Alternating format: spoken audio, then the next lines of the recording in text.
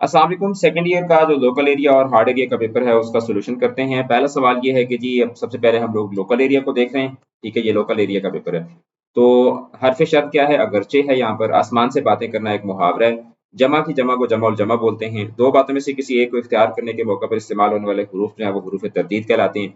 मुरक्कब मस्तर में जब दो फेल इकट्ठे आ जाए तो इमदादी फेल दूसरा फेल होता है। तरकीब लफ्जी इसमें से साया दीवार है। दफ्तरी मुरासलात का हवाला देने के लिए जो अलामत इस्तेमाल होती है, अलामत तो यहाँ पर नहीं आना चाहिए, तहरीर आना चाहिए, वो दफ्तरी खत होता है। वजह की जमा और जमा क्या है? वजह की जमा होती है वजूह और जमा और जमा होती है वजूहात। दो या दो से ज्यादा मसादिर से मिलकर क्या बनता है? मुरक्कब मस्दर बनता है। किस सिनफ सुखन में हर शेर का काफिया दूसरे से शेर से जुदा होता है? तो मसनवी के अंदर होता है। बई दस कयास किसी चीज की तारीफ या मजम्मत करना मुबालगा कहलाता है। मगरिब की अंततुन तकलीद मुनासिब नहीं, तो इसमें मगरिब का लफ्ज जो है ये दरहकीकत क्या है? जुमानी लफ्ज है। उसके रुखसार देख जीता हूँ, आरज़ी मेरी ज़िंदगानी है, ये सनत हुस्न तालील है। शेर की दूसरी सतर जो है वो मिस्र सानी कहलाती है। ऐसी नज़्म जिसके हर बंद में 5 मिसरे हों मुखम्मस कहलाती है। मुतशाबे जोड़े की शनाख्त करें तो सदा और सदा है यहाँ पर। हुस्न तलब का ताल्लुक जो है वो कसीदा से होता है। काफिया के बाद बगैर तब्दीली के दोहराए जाने वाले अल्फाज रतीफ कहलाते हैं।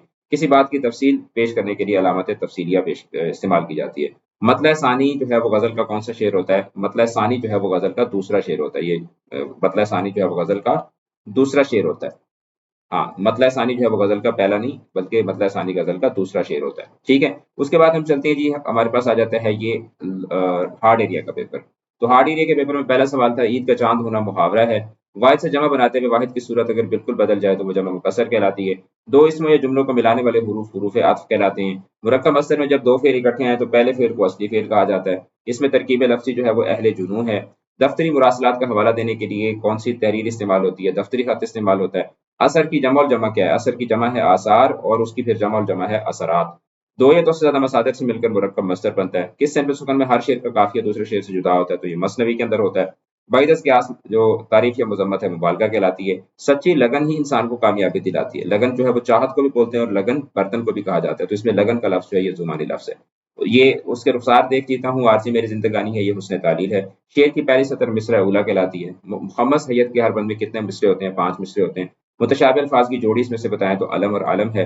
गुरेज का ताल्लुक जो है वो कसीदा से होता है। फिर उसके बाद काफिया के बाद हूबहू दोहराए जाने वाले अल्फाज रतीफ कहलाते हैं।